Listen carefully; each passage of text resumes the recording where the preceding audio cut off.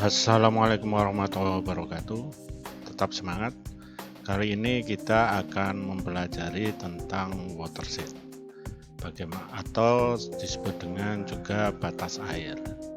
Bagaimana kita membuat batas air atau sering juga disebut dengan das menggunakan data dam. Watershed sendiri didefinisikan sebagai suatu sifat poin di jaringan yang mengidentifikasi daerah ke hulu.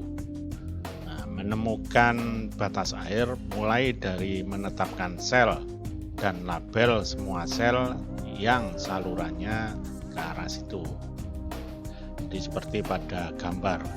Jadi hasil output dari watershed adalah ada pola aliran sungai, kemudian ada batas air dari dam.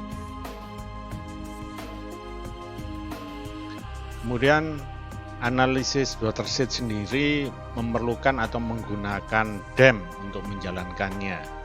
Dalam watershed ini menjawab pertanyaan, jika seandainya air jatuh di suatu wilayah atau suatu daerah, di mana daerah tadahannya dan akan berakhir. Kemudian dam berisi informasi untuk menentukan pola umum sistem pengaliran dan batas air. Jadi outputnya nanti ada sistem pengaliran dan batas air.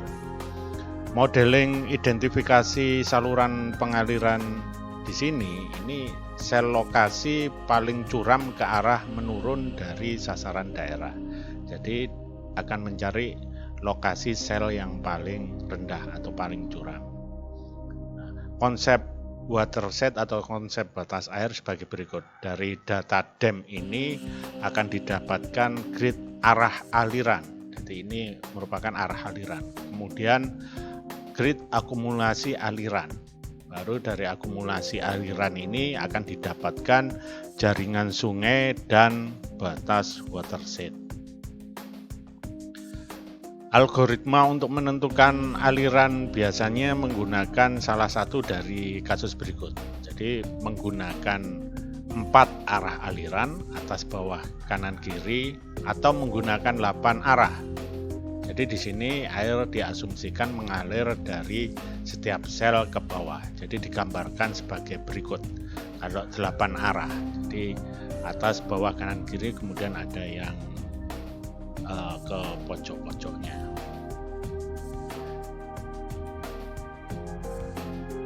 Akumulasi aliran sendiri bisa digambarkan sebagai berikut, bahwa pada gambar pertama adalah jumlah akumulasi aliran. Di sini akan mendapatkan hasilnya adalah jaringan sungai. Kemudian di sini juga akan didapatkan representasi batas air atau watershed atau jaringan sungai dan outlet. Ini akan didapatkan das atau watershed. Selanjutnya kita akan melakukan analisis watershed. Di sini saya menggunakan dam yang saya ambil dari Demnas. Wilayahnya adalah daerah Bangkalan. Dalam analisis ini saya menggunakan model builder. Tahapan awal adalah di tempat penyimpanan, buka art catalog, kemudian kita buka toolbox, new toolbox. Kemudian saya di sini kasih nama water. Ya. Kemudian di sini saya buat model, pilih new model. Nah, ini di model ini kita masukkan damnya. Setelah itu tahapan selanjutnya pilih fill di analisis spatial analysis tool hidrologi. Fill kita masukkan, kita koneksikan. Input. Setelah fill kita masukkan, kita analisis selanjutnya adalah flow direction. Flow direction kita masukkan, kemudian kita koneksikan. Ini untuk arah. aliran. Kita koneksikan, kita coba running. Ini sudah runningnya selesai, bisa jalan. Kita coba lihat hasilnya, klik kanan, add to display. Nah, ini flow direction, arah alirannya. Jadi arahnya ada 8, ada pakai 8 arah. Selanjutnya setelah arah aliran kita pilih flow accumulation. Ini flow accumulation kita koneksikan supaya input dari flow direction raster, kemudian kita bisa running. Ini proses runningnya sudah selesai. Kita coba lihat hasilnya, kita display. Nah, ini hasil dari flow accumulation. Kita save dulu. Tahapan selanjutnya kita pilih kondisional. Jadi tetap di spatial analysis tool, kondisional, con, kita masukkan connya, kemudian ini kita koneksikan.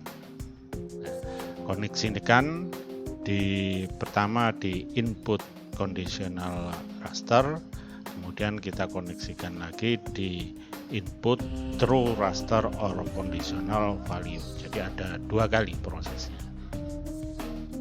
Kemudian di dalam kondisional ini ada yang jangan lupa kita masukkan variabel parameter expression. Nah, di ekspresi ini yang kita masukkan adalah klik kanan open, ya, bahwa kita menentukan minimum jumlah pixel. Jadi di sini saya pilih bahwa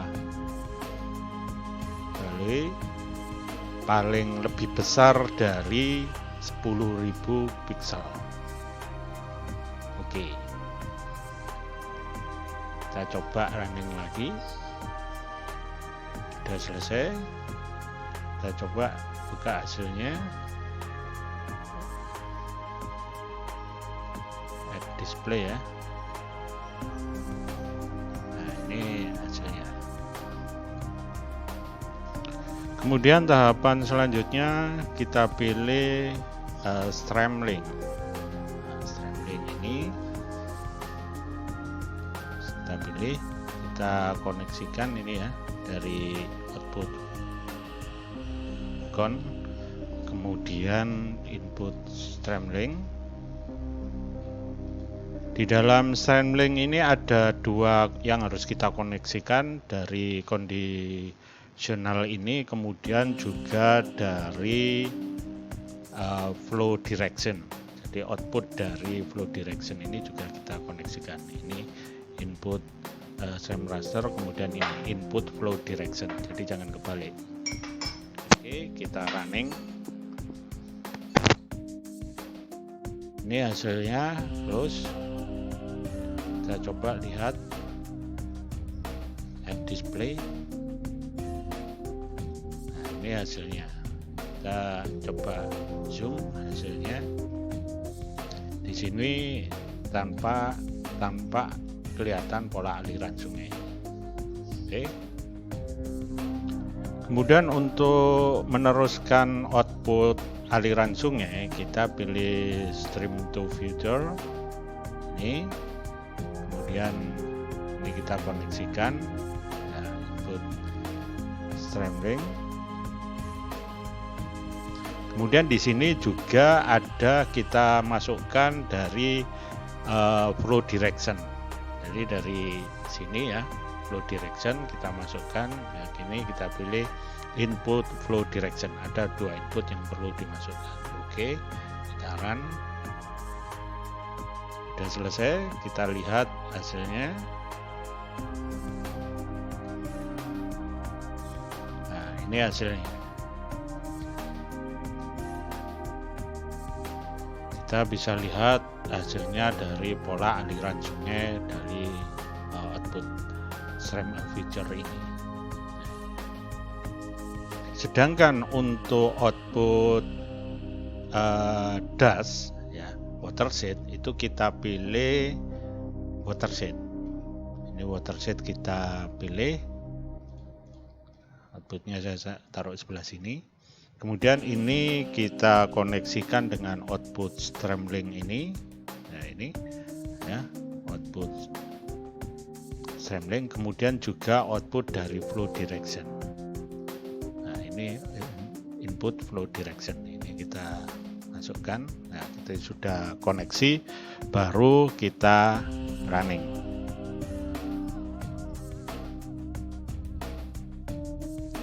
Selanjutnya merubah hasil dari watershed yang berupa dash dan tipenya raster ke tipe polygon.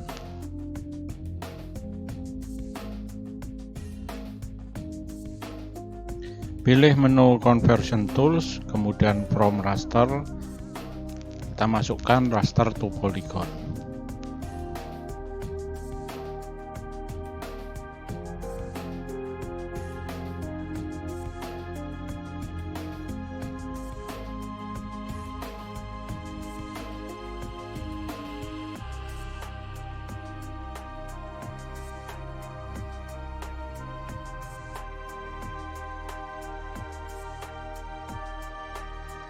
Ini hasil akhir dari watershed yang berupa dash daerah aliran sungai, data polygon.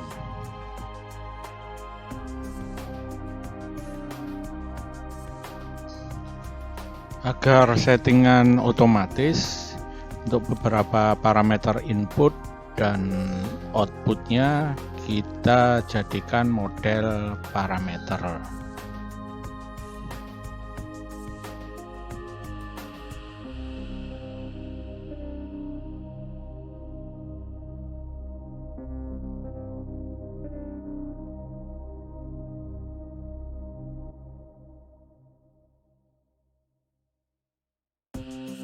Sekarang kita coba tools untuk watershed model builder yang kita buat.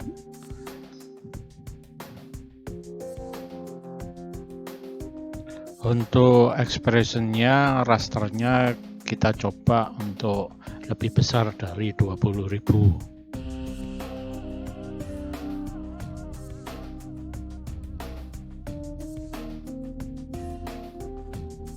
Dan ini hasil analisis model builder watershed yang kita buat, yang berupa aliran sungai dan dash. Terima kasih, tetap semangat. Assalamualaikum warahmatullahi wabarakatuh.